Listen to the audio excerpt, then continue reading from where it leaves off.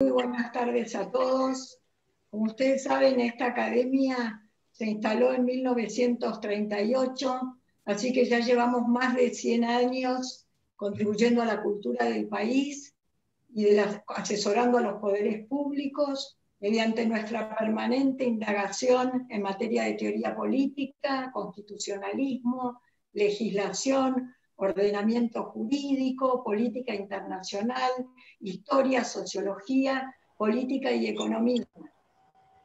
Tenemos 35 académicos de número y 8 institutos muy activos con más de 200 miembros que todos los meses están aportando también al conocimiento científico.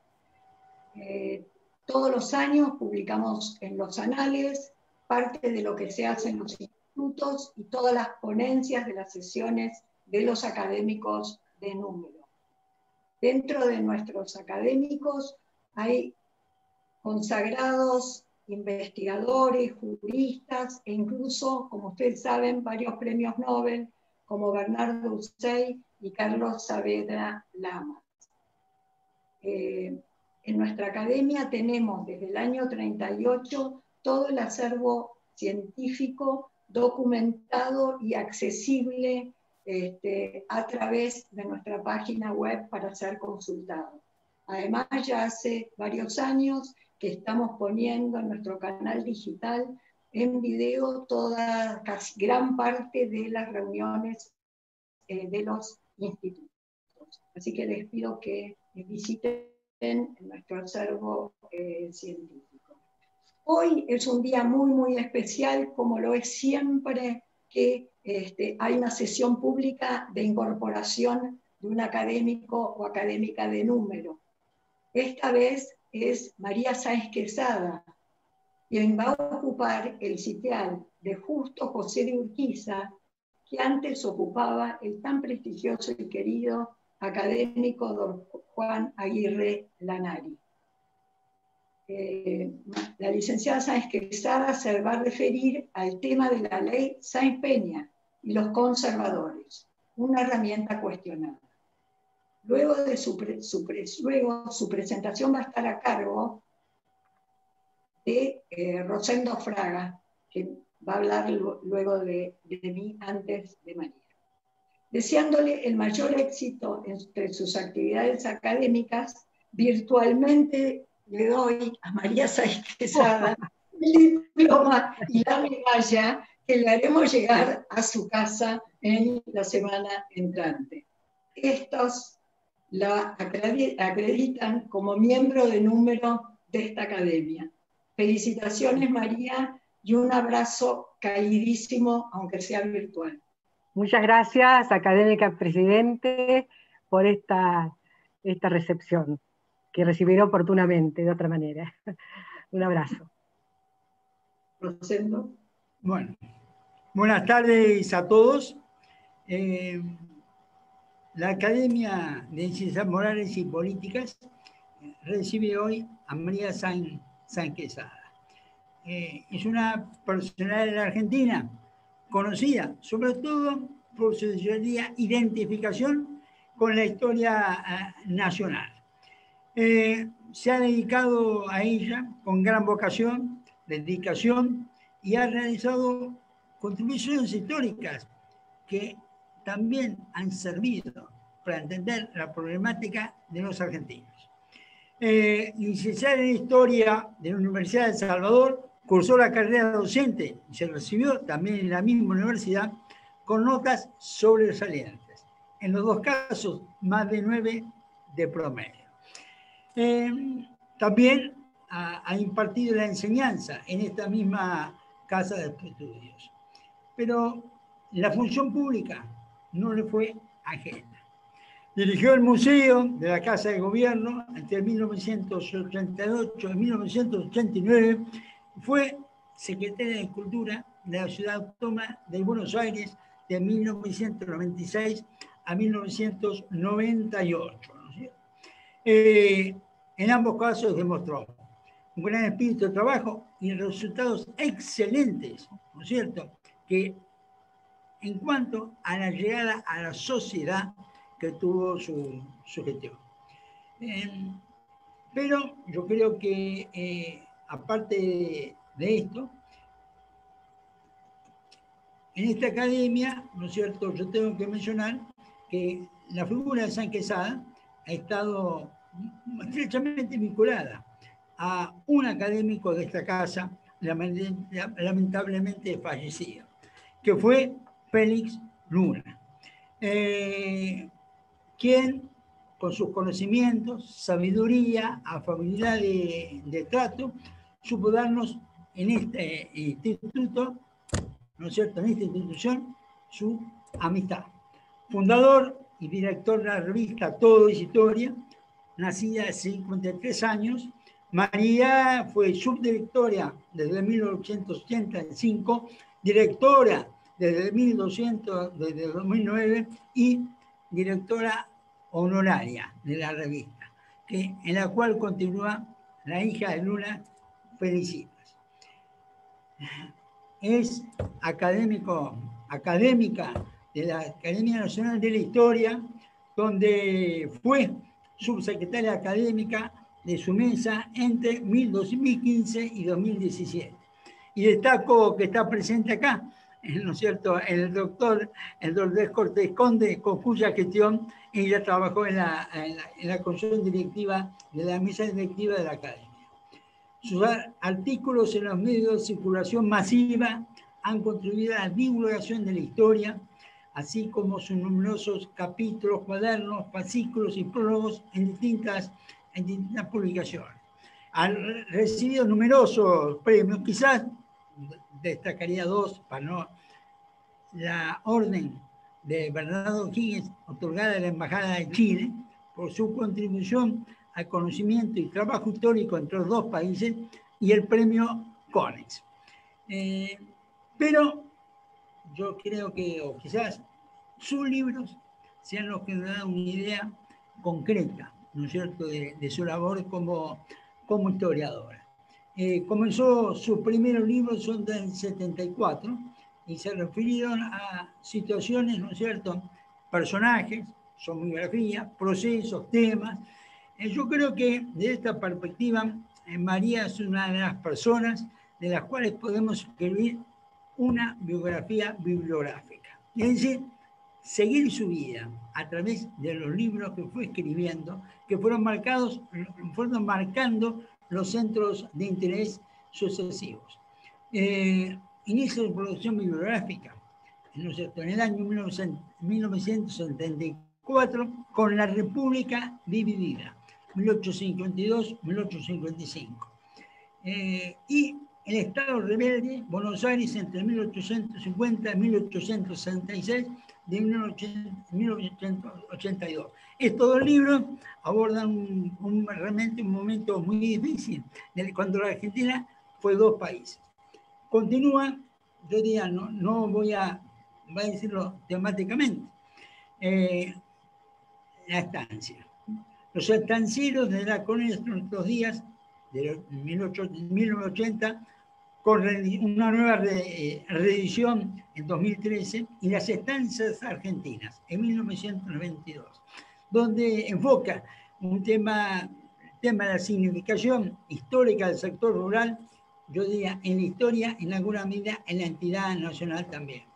El rol de la mujer ha estado en 3 de sus libros: Las mujeres de Rosas, del 91, Mariquita Sánchez, Vida Política Sentimental, del 95, edición definitiva en 2014, Mujeres, un largo camino, aparecido en 2003. El tema del peronismo, clave política, conflictiva clave política de Argentina, lo abordó en 3 libros. La Libertadora, de Prora Frondizi, del 55 al 58, del 2007. La primera presidenta, Isabel Perón, una mujer en la tormenta, 2003, edición definitiva el 2016.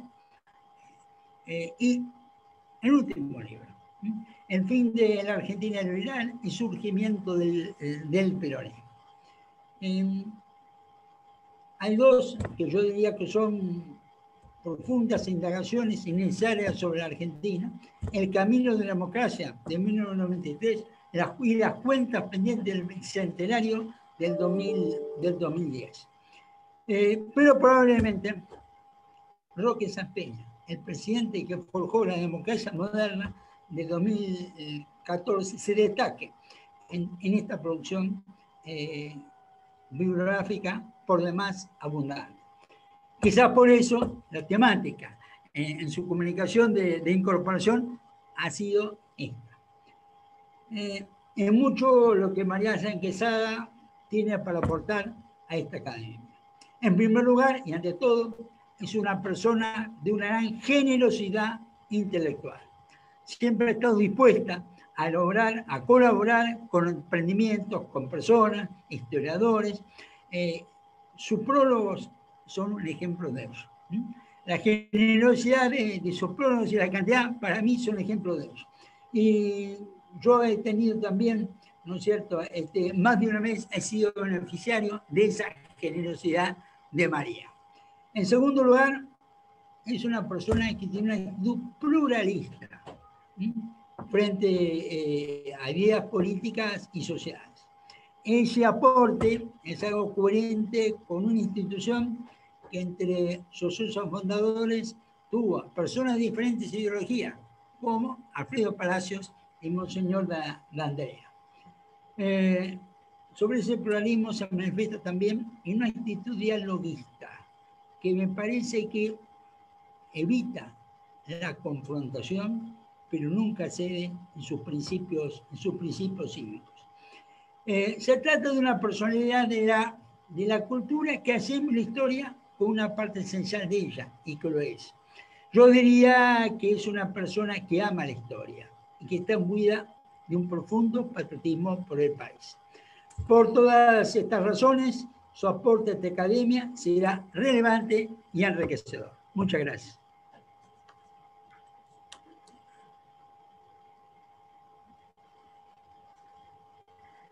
Muchas gracias, Rosendo Fraga, por tus palabras tan generosas que me han emocionado. Ocupar el sitial Justo José de Urquiza de esta academia excede a mis modestas posibilidades. Recordar a quien hizo posible la Constitución Nacional es un deber de ciudadanía en tiempos difíciles para las instituciones argentinas. También me cabe hoy, además de agradecer a los colegas que me invitaron a incorporarme a este cuerpo, recordar a quien me antecedió en este sitial, el doctor Juan R. Aguirre Lanari, de larga y fecunda trayectoria en el derecho, la cátedra, en el Partido Liberal Correntino y en la función pública, que culminó en el cargo de canciller en las horas más difíciles de la posguerra de Malvinas. Mocito vivió largos años rodeado del afecto de familia, discípulos y amigos. Y no puedo dejar de recordar también a Norberto Padilla, uno de los generosos amigos que me postuló. Su ausencia duele. El tema de hoy, la ley Sáenz Peña y los conservadores, una herencia cuestionada, tiene relación con una época en que la Argentina y sus gobernantes se vieron obligados a efectuar cambios y asumir riesgos para colocar a la República entre las más modernas del mundo. Un ciclo que se cerró en 1943, cuando un golpe militar volvió a dar las cartas en el juego de la política nacional, mientras se producían cambios irreversibles en el esquema de poder mundial. La herencia cuestionada es un asunto de interés histórico bien conocido, en particular por algunos de mis distinguidos colegas. En estos meses, en que era difícil trabajar en las bibliotecas y archivos cerrados, el hecho afortunado de contar en mi archivo con cartas privadas escritas en esos años, facilitadas por Eduardo Patrón Costas unas y otras por Roberto Zaretto, me permitieron vivir las alternativas de la política de entonces de la mano de sus grandes protagonistas. En 1912, el Congreso Nacional aprobó la ley electoral del voto universal, secreto y obligatorio, que permitió la renovación de la vida política. Todavía hoy dicha ley constituye un verdadero hito en la historia de la representación política en la Argentina. Sin embargo, Para las fuerzas partidarias que llevaron a Sáenz Peña a la presidencia, la nueva legislación resultó un legado difícil de incorporar a las prácticas en uso. El proyecto fue aceptado y votado. El peso de la autoridad presidencial se volcó en su favor. El testamento político de Sáenz Peña se encuentra en el último mensaje leído en el Congreso en mayo de 1913, en el que destaca que la República en paz y libertad avanza en cada nuevo comicio, y afirma: esa política que será inseparable de mi presidencia, porque en la vida de una democracia no se puede prescindir eternamente de la democracia misma, sería también necesario para consolidarla el aporte de varias generaciones, cimentar la educación política, mudar los hábitos, llegar al perfeccionamiento. Gracias a esta ley, el presidente dejaba de ser el gran elector nacional, como hasta entonces, y en adelante las fuerzas conservadoras del país, así lo dijo, debían arreglarse por su cuenta para ser mayoría, y no podían exigir que el gobierno les solucionara el problema. Sáenz Peña, que según bien dice el académico Natalio Botana, no pretendió ser el conductor de un gobierno, sino el fundador de un nuevo régimen político, valoraba las banderas de lucha de las nuevas fuerzas políticas y confiaba en que su aporte enriquecería el sistema, tanto en el caso del socialismo como respecto de la Unión Cívica Radical. Tengo amistad personal con el jefe de esta agrupación, Hipólito Yrigoyen, dijo en una ocasión. No demonizar al enemigo era una condición esencial para la apertura política. En un comienzo, los resultados de la nueva ley electoral fueron satisfactorios, tanto para las nuevas agrupaciones que conquistaron gobiernos provinciales y bancas nacionales, como para las fuerzas tradicionales que mantuvieron una razonable fortaleza. Esto parecía darle la razón al doctor Indalecio Gómez, el ministro del Interior que había llevado el peso de la negociación en el Congreso, y uno de los salteños que actuaban en la política nacional de entonces. Desde la estancia Pampa Grandes, ya retirado del cargo, Gómez le escribió al gobernador de Salta, Robustiano Patrón Costas, en febrero de 1914, y se congratuló por los últimos resultados electorales. El pueblo en comicios libres se había dado gobernadores como Patrón Costas en Salta, Cárcano en Córdoba, Padilla, Tucumán, Loza, Corrientes y Rojas, Santiago. Todos ellos honran a la República.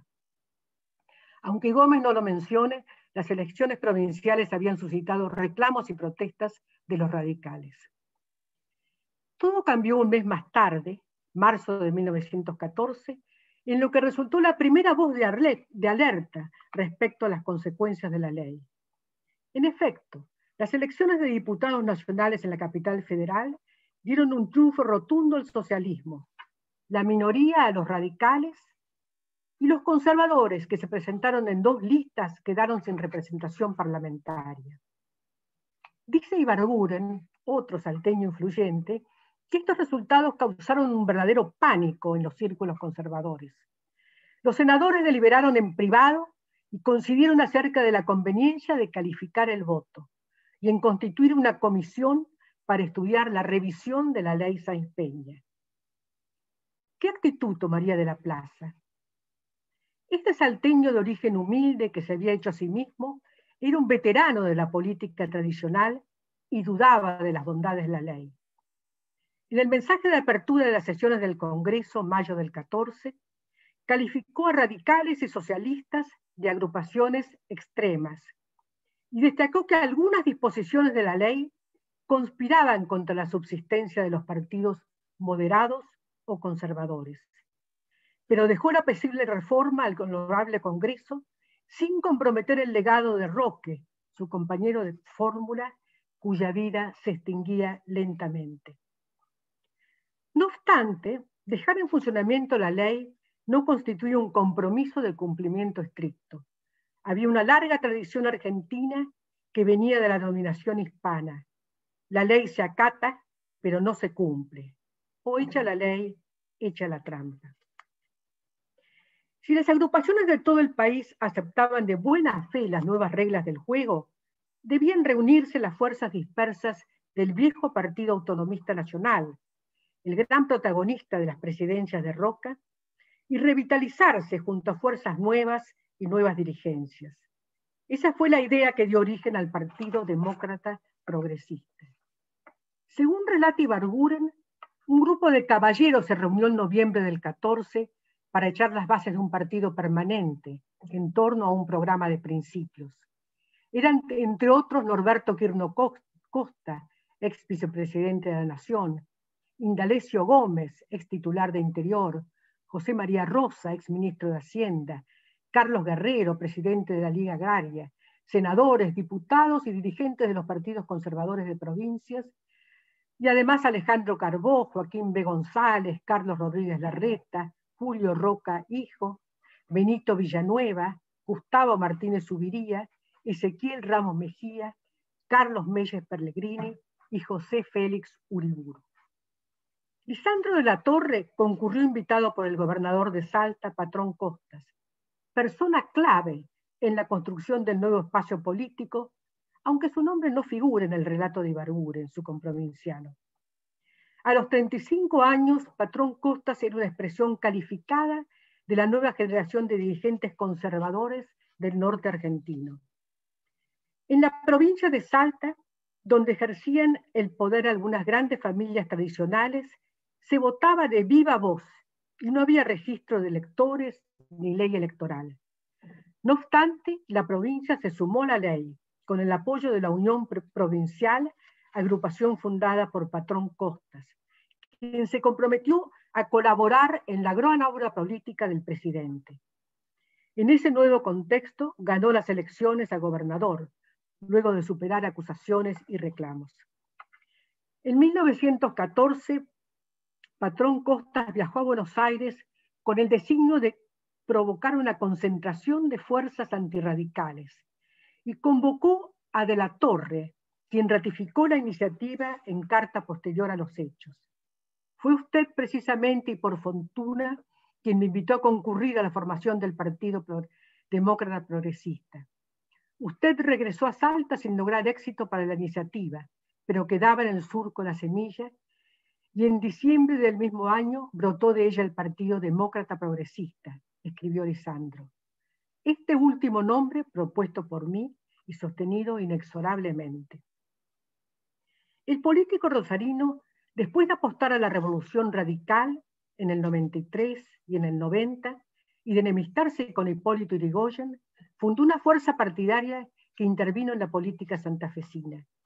Como diputado nacional, aportó al debate parlamentario sus ideas, enfocadas en la importancia de fortalecer el régimen municipal como garantía republicana.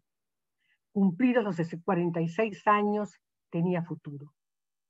La iniciativa tomó estado público en diciembre.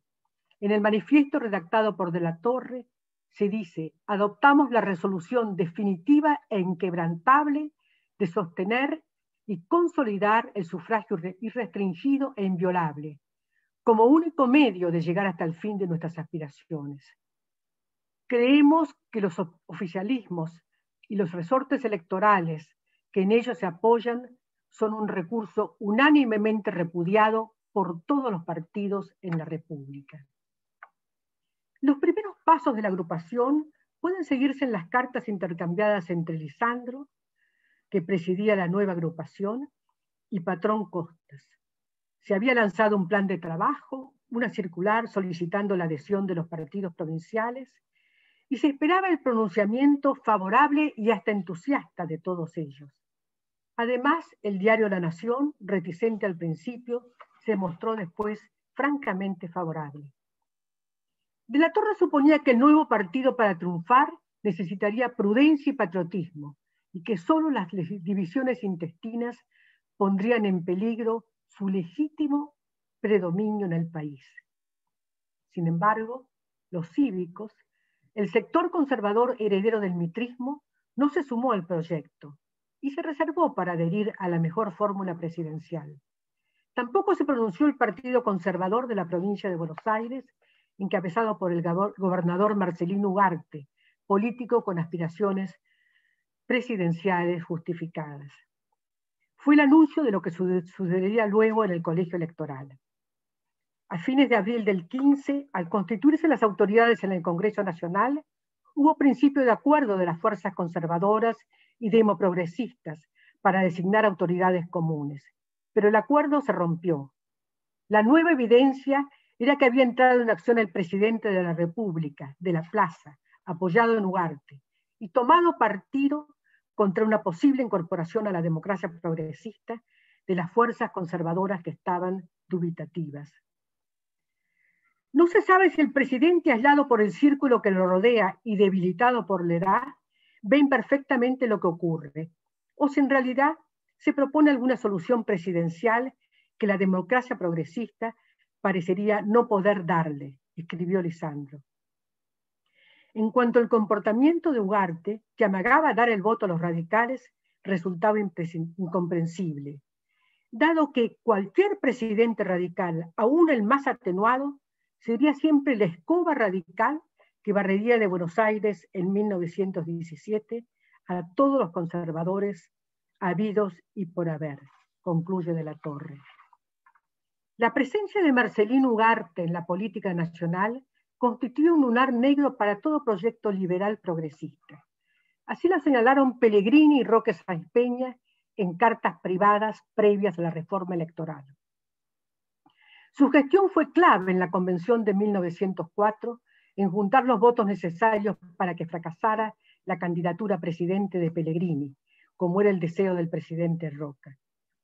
En 1914, Ugarte había vuelto al gobierno de la provincia en Buenos Aires, un distrito clave porque aportaba 40 electores al colegio electoral. Buenos Aires se sumó al movimiento reformista de Sáenz Peña solo a medias.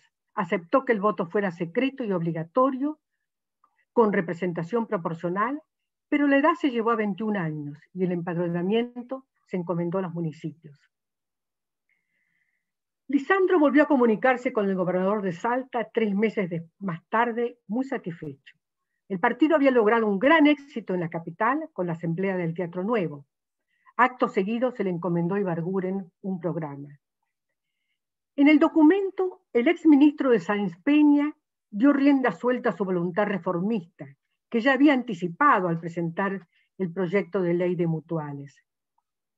En efecto, el programa promovía la economía social, la previsión, la asistencia de los proletarios, el proteccionismo en lo económico, además de gravar la riqueza, rentas y ganancias.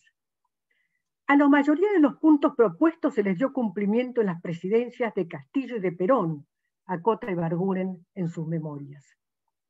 Como ha observado Roberto Cortés Conde, es curioso que dentro de la marea librecambista liberal, de la que no escapaban ni el socialismo proletario ni el radicalismo, la plataforma demócrata progresista fuera la única con un programa económico basado en la protección a la industria nacional, que puede dudarse de que en caso de triunfar el partido se llevara a la práctica.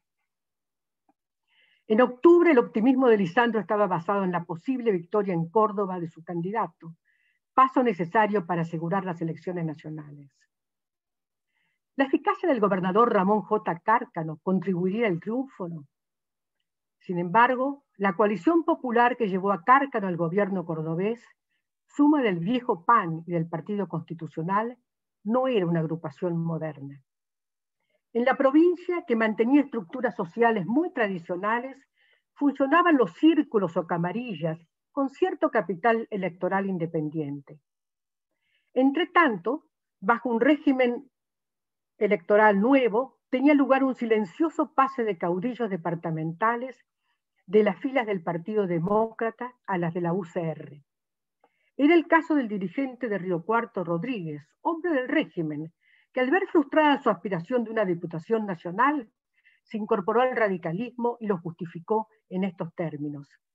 En la democracia progresista se alinean las fuerzas que gobernaron por largo tiempo la nación, las clases que disfrutan de mejor posición social o pecuniaria, y tal vez el mayor número de aristocracia intelectual. En cambio, la UCR encarna fielmente la energía que necesita la idea nueva para abrirse paso a la juventud, a las clases medias y proletarias. Y la UCR triunfó en las elecciones de gobernador. Sobre su funcionamiento del nuevo régimen electoral, escribió Rodolfo Rivarola, ilustre primer presidente de esta academia.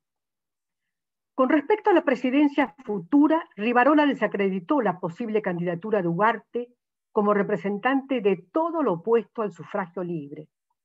Eliminada dicha candidatura, quedaban en la escena nacional dos partidos que sostenían el sufragio libre, radicales y demoprogresistas. Estos últimos con un programa de acción bien definido y el objetivo que el radicalismo no llegara al poder, porque ese partido encarnaba un grave problema para el futuro. Rivarola era más moderado y optimista. Cualquiera fuese el partido que triunfe en las elecciones presidenciales de 1916, el vencido tendrá la seguridad de no quedar completamente anulado y esperanza de constituir o dirigir la mayoría del Congreso. Esta solución pacífica es consecuencia del ensayo republicano que estamos haciendo. Después de la derrota de Córdoba, el ánimo de la Torre empezó a decaer. A las intrigas de Ugarte se sumaron las de Benito Villanueva, el político mendocino que presidía el Senado, y era parte de la democracia progresista a desgano. También Julio Roca había iniciado gestiones para entenderse con Ugarte en torno a un hombre nuevo, aceptable para todos. Contra viento y marea, en diciembre del 15, la Convención Demoprogresista se reunió en el Teatro Coliseo y votó la fórmula de la Torre-Carbó.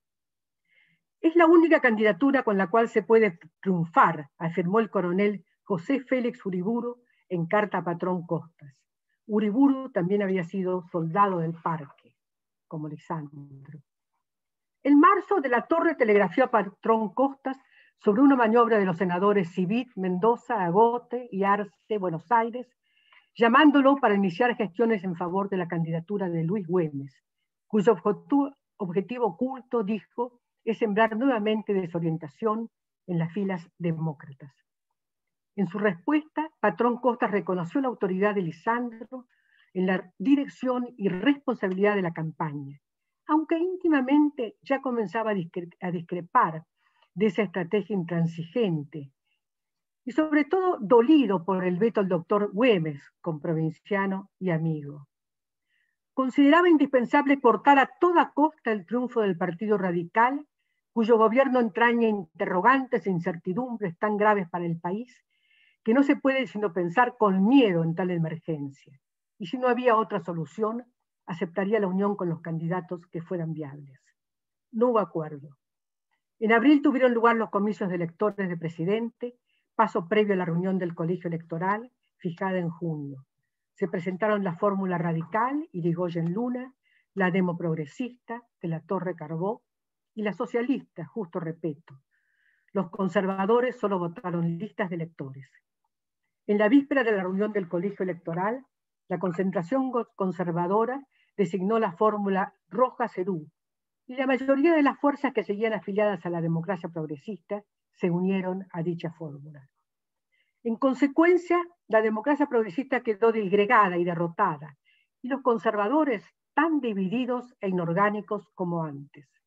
Se había perdido la oportunidad de formar aquella fuerza moderada que sin apoyo oficial fuera capaz de ganar los comicios o de ser oposición responsable en beneficio del sistema. Las elecciones de 1916 en la provincia de Buenos Aires demostraron que incluso en ese distrito la fortaleza conservadora estaba amenazada. Bastó solo un año más para que Irigoyen decidiera enviar la intervención federal. Se había cumplido el pronóstico de Lisandro. Vale recordar aquí el testimonio del diputado demoprogresista Martínez Zuviría en el Congreso. Irigoyen ha procedido en este asunto de la intervención a Buenos Aires con negra ingratitud, dijo, porque los 40 electores de Buenos Aires que respondían a su política habrían votado 100 veces por el señor Irigoyen antes que una sola vez por el doctor de la Torre. Este y otros testimonios revelan que algunos jefes conservadores no veían un peligro mayor en el triunfo radical.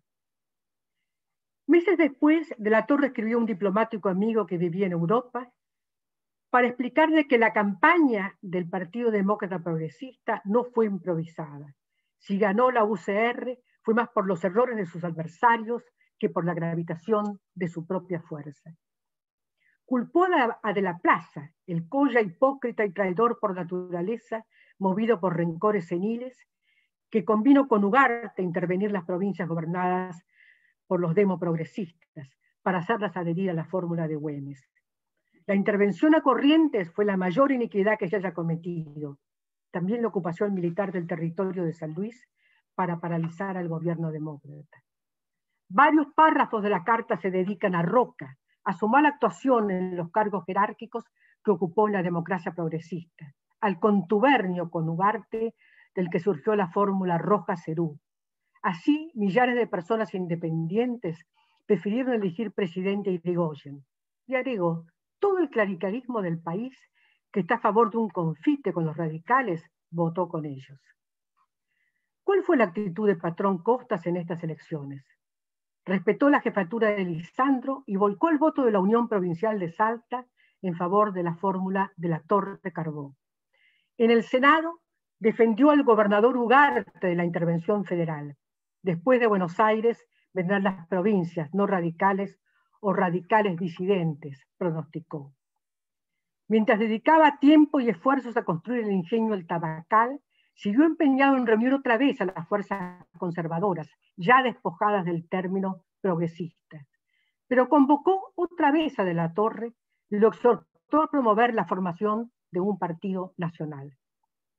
De la Torre también se hallaba entregado a la actividad privada, en el establecimiento rural de Pinas, Cerrezuela, y le correspondió con una confesión íntima y amplia. Las dos cartas de Lisandro y la de Robustiano constituyen un testimonio de las grandes cuestiones de la política en 1920, hace exactamente 100 años. Lisandro se mostró sorprendido por el aumento de votos radicales en los comicios para renovar la Cámara de Diputados del 7 de marzo del 20.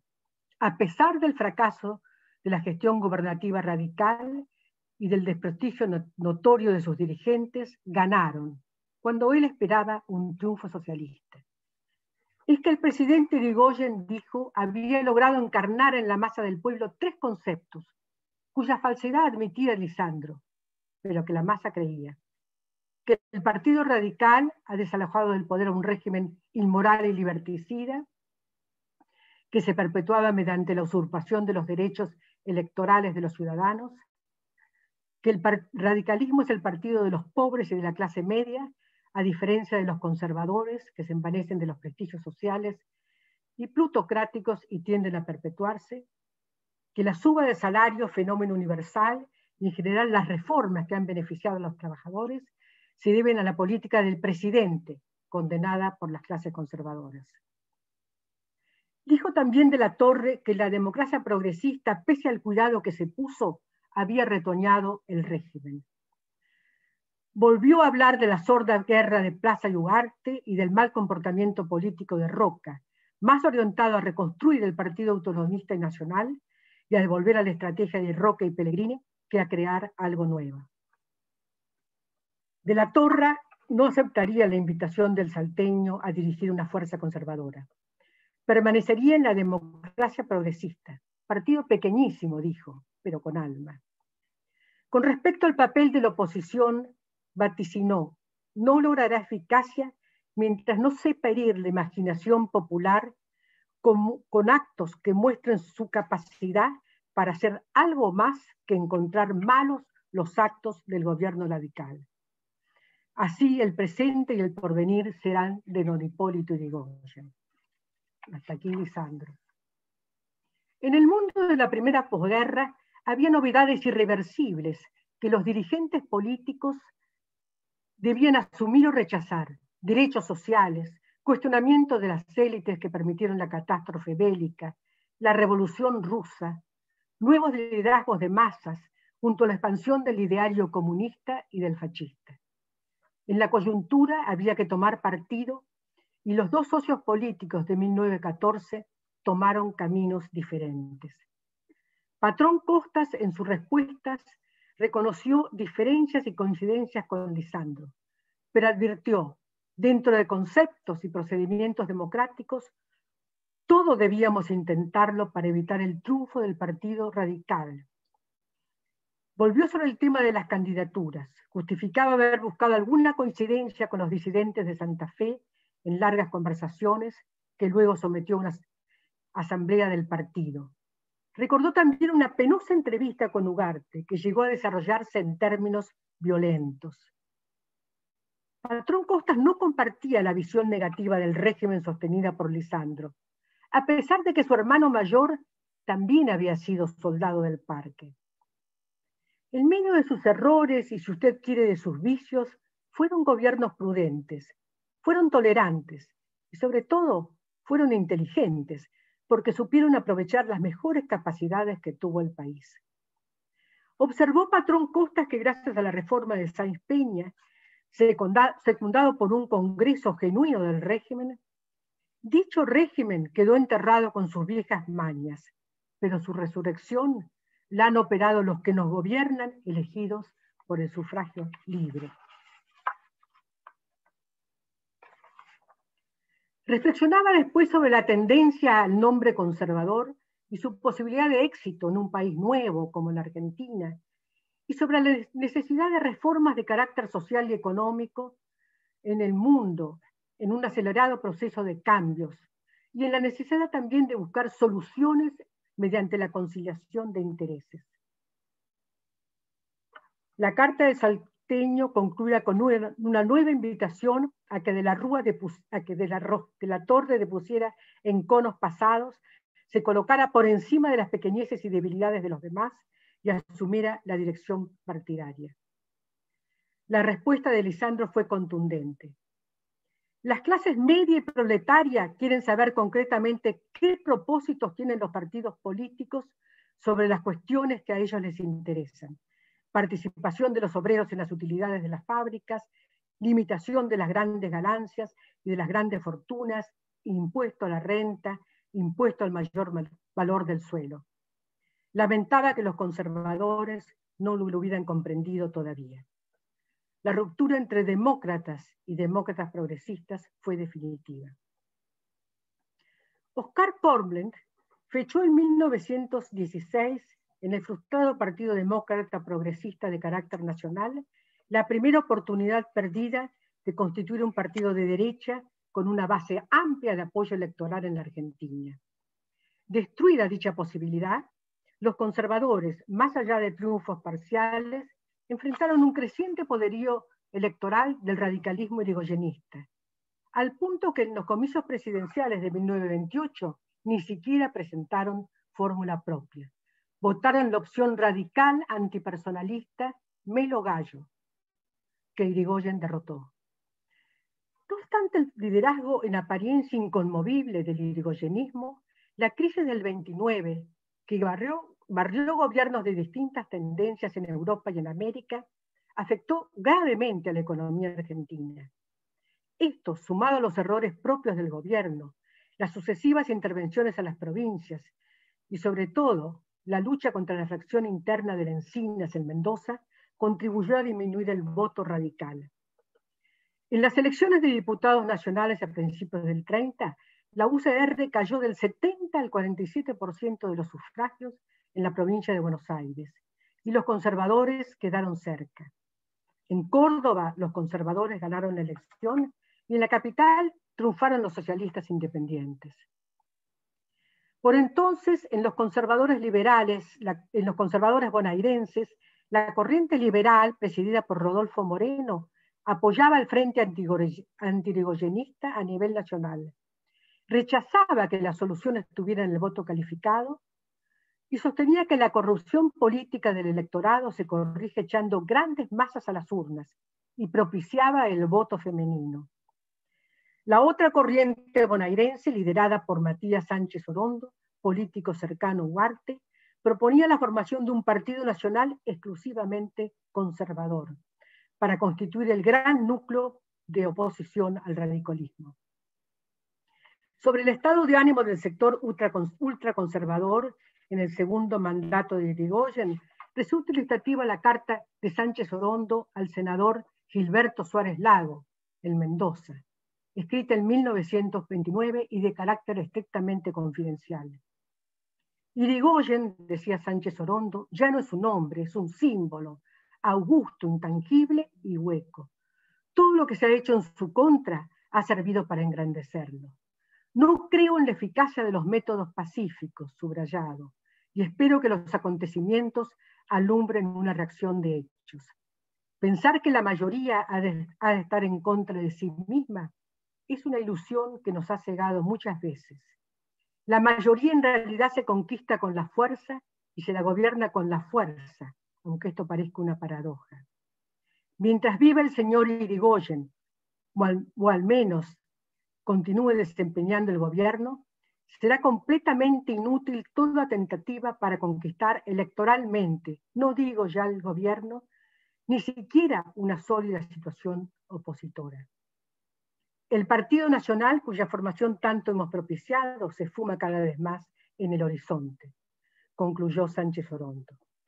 Por esa fecha, el dirigente conservador tendía lazos con la juventud nacionalista, que lo consideraba uno de los escasísimos hombres políticos del país, en condiciones de defenderlo de la orgía sangrienta de Rusia y México.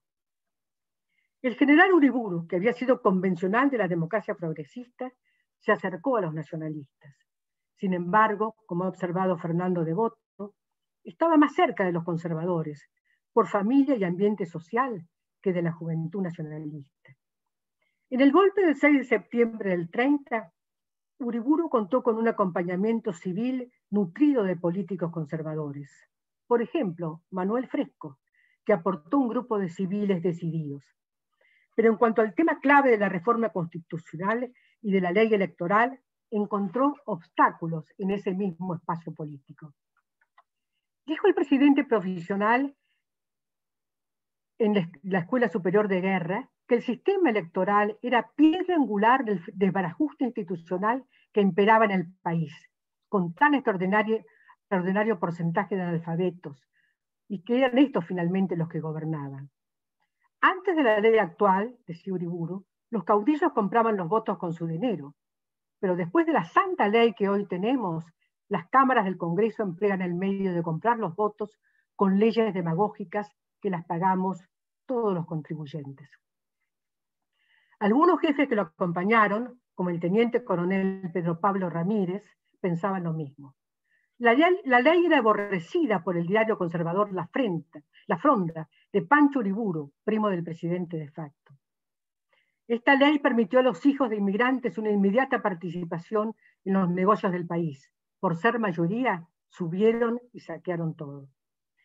No obstante su determinación, Uriburu debió mediar como político entre las aspiraciones del grupo cuestionador del sistema y los límites que le impusieron la Suprema Corte, los diarios y los políticos, exigiendo el regreso a la Constitución.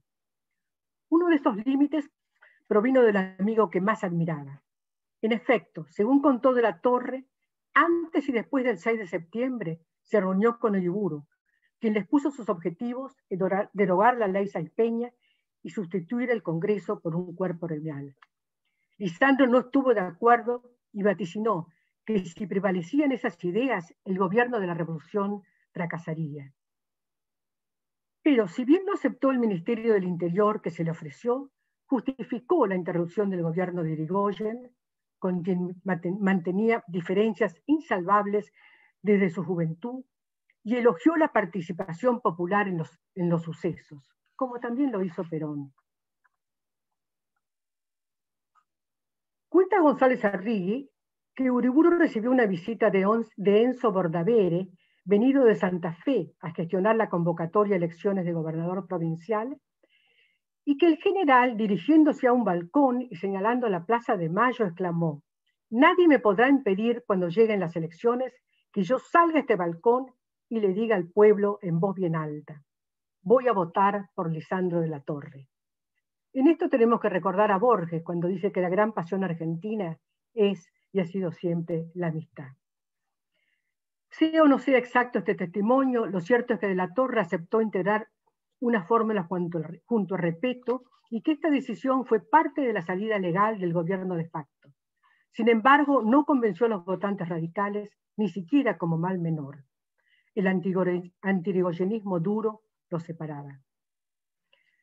Con respecto a los conservadores de la provincia de Buenos Aires, Sánchez Orondo, como ministro del Interior, se constituyó en el brazo político del gobierno.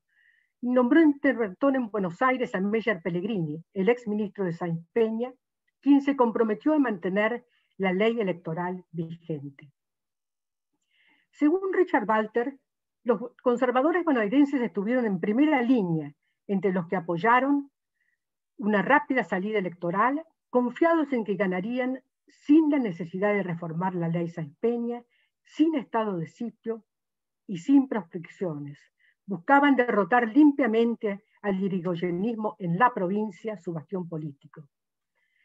En todo el país seguían las tratativas para conformar una gran fuerza conservadora, que consensuó a fines del 30 que no se modificaría el sistema de representación y que la ley Sáenz Peña era intangible, aunque contrariara el proyecto de Uriburu. Los conservadores de Buenos Aires prepararon su campaña electoral sin advertir que la crisis había obligado al gobierno a bajar salarios y aumentar impuestos.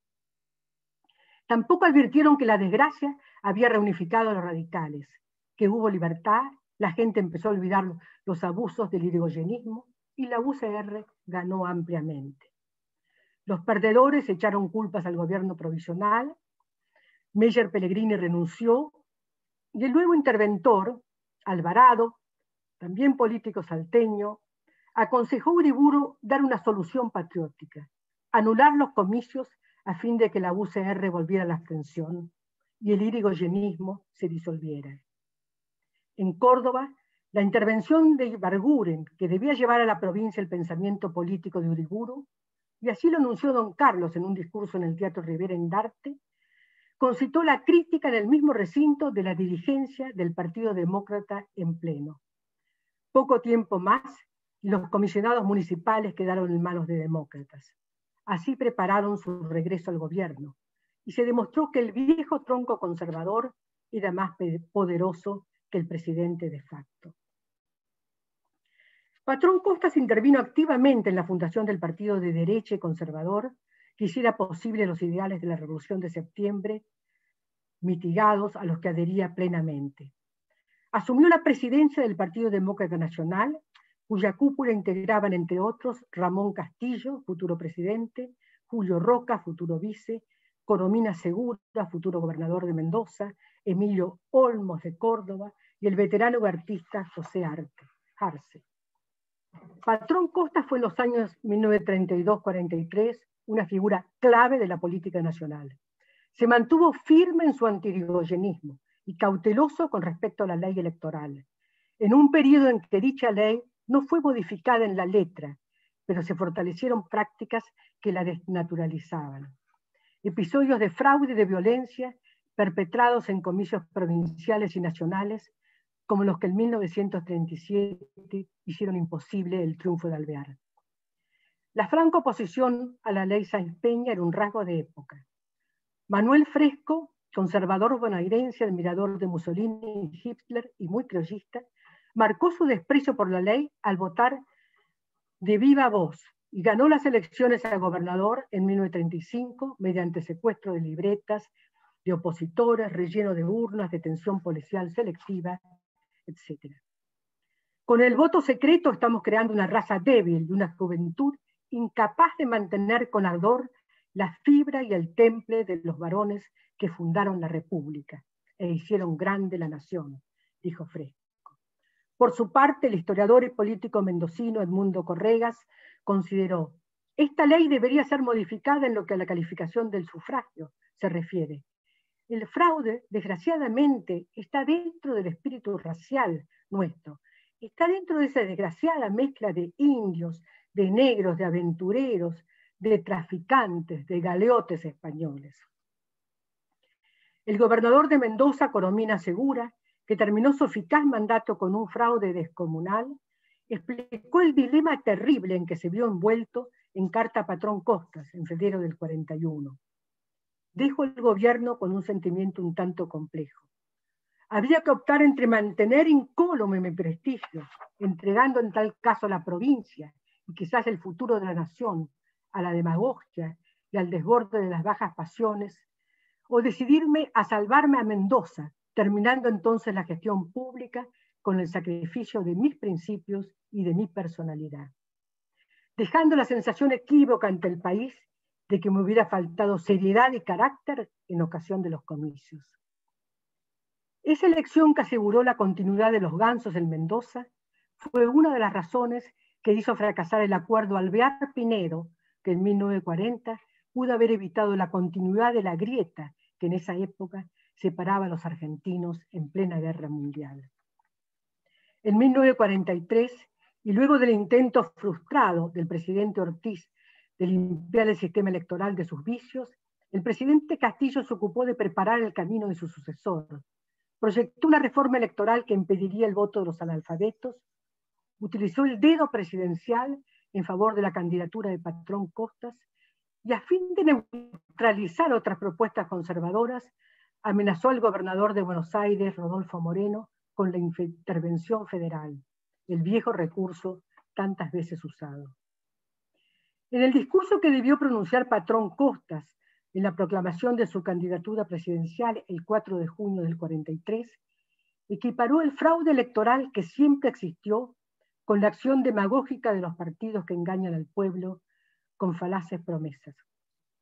De la ley Sáenz Peña dijo que su resultado inmediato fue el gobierno que soportó el país en 1916, plebiscitado nuevamente en 1928, y que constituyó una gran decepción para los espíritus bien intencionados. El destacado dirigente conservador no había cambiado su posición política, pero el país sí había cambiado. El legado de Roque Sáenz Peña se había convertido tiempo atrás en una pesada carga para sus correligionarios, mientras constituía una esperanza de renovación para otras fuerzas políticas. Las múltiples violaciones y transgresiones que se hicieron a la ley electoral desde su propio espacio político, que hoy reconoce y valora su memoria, atravesaron todo el ciclo político que se cerró en 1943, cuando un golpe militar barajó y dio las cartas de nuevo. De este modo cierro la disertación de hoy. Quienes nos sentimos conmovidos por los problemas gravísimos del tiempo presente, seguramente encontraremos en las alternativas vividas por los políticos argentinos más destacados hace un siglo, elementos de interés para la reflexión y el análisis en cuanto a la toma de posición frente a un porvenir desconocido. Muchas gracias por escucharme y disculpen si fui larga.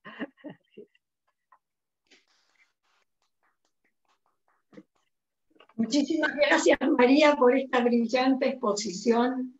Sin duda es un privilegio contar con María Sáenz Quesada en nuestra academia, y con este acto de incorporación ya queda formalmente incorporada. Muchísimas gracias. Probablemente nos encantaría tomarnos algo juntos, pero bueno, el virtualismo no lo permite, pero acá estamos. Y no te guardes el diploma, eso sí. No, eso sí, eso sí. Bueno, muchísimas gracias a todos los colegas, a todos los amigos que me han acompañado. Algunos he nombrado algún pariente, no sé si quedé mal o bien, pero bueno, espero que en historia tenemos que ser lo más objetivos posibles, y a todos nos caben las críticas en motivo de parentescos. Así que muchísimas gracias a todos, y ahora voy a tomar una copa de champán con mi marido, que acá está escuchándome y ha sido mi principal víctima este tiempo, como siempre.